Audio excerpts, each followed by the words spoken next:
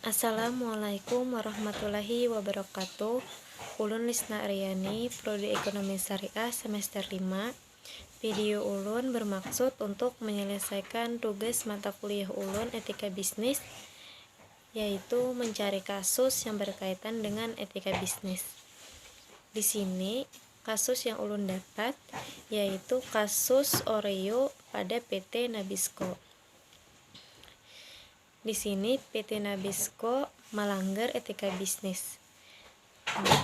BPOM dan Dinas Kesehatan mengatakan bahwa Oreo produksi luar negeri mengandung melamin dan tidak layak untuk dikonsumsi karena berbahaya bagi kesehatan, maka harus ditarik dari peredarannya. Pembersihan nama Oreo sebagai biskuit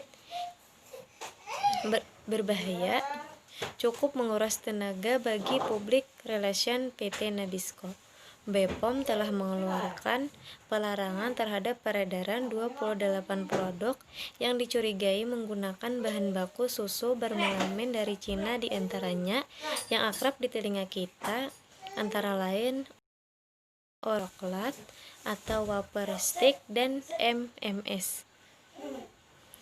Selain Oreo dan MMS, ada beberapa produk yang diduga mengandung bahan dari susu Cina seperti es krim Indomie, susu Dutch Lady, dan lain-lain. Seperti diketahui, heboh susu dan produk turunannya yang mengandung formalin telah mengguncang Cina karena telah merenggut nyawa 4 bayi dan menyebabkan sekitar 6.244 bayi terkena penyakit ginjal akut. Nah, info tentang kematian bayi ini ada di tahun 2008. PT Nabisco sudah melakukan perbuatan yang sangat merugikan dengan memasukkan zat berbahaya, merugikan dan juga sangat tidak baik pada produk mereka yang berdampak buruk pada konsumen yang menggunakan produk mereka. Salah satu sumber mengatakan bahwa meskipun perusahaan sudah melakukan permintaan maaf dan berjanji menarik produknya dari peredaran, namun permintaan maaf itu hanyalah sebuah klaim dan penarikan produk tersebut seperti tidak dilakukan secara sungguh-sungguh karena produk tersebut masih ada di pasaran. Nah, di sini PT Nabisco sudah melanggar etika bisnis karena di dalam etika bisnis dalam hal makanan makanan itu harus sehat, harus terjamin kesehatannya dan harus terjamin kehalalannya. Sedangkan di sini pada Oreo mengandung melamin yang berbahaya yang mengakibatkan penyakit untuk seseorang yang mengonsumsi produk tersebut. Di sini juga dijelaskan PT Nabisco sudah meminta maaf dan berjanji untuk menarik produknya,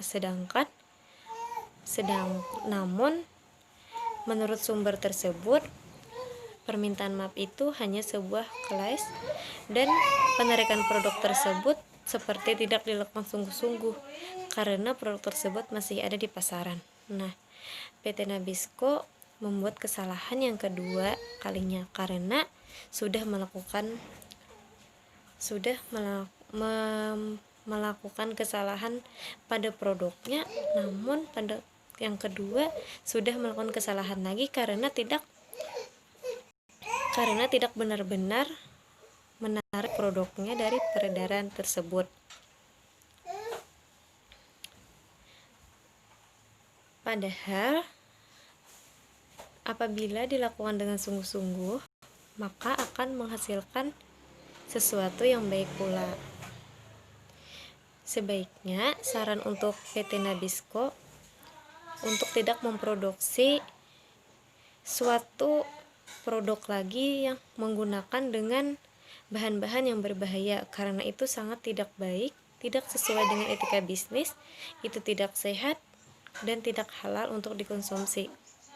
Karena kasihan untuk konsumen yang sudah mengonsumsi produk-produknya tersebut.